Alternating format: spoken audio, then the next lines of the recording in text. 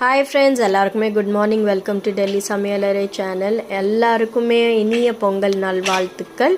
இன்றைக்கி நாங்கள் பொங்கல் என்னென்ன சமைச்சோன்னு பார்த்தீங்கன்னா, வெண்பொங்கல், அப்புறமா சக்கரை பொங்கல், அது கூடவே தேங்காய் சட்னி, அப்புறமா mix vegetable sambar. So video பிடிச்சிருந்தா லைக் பண்ணுங்கள், ஷேர் பண்ணுங்கள், சப்ஸ்கிரைப் பண்ணி சப்போர்ட் பண்ணுங்கள். Happy Pongal once again. Bye பாய்.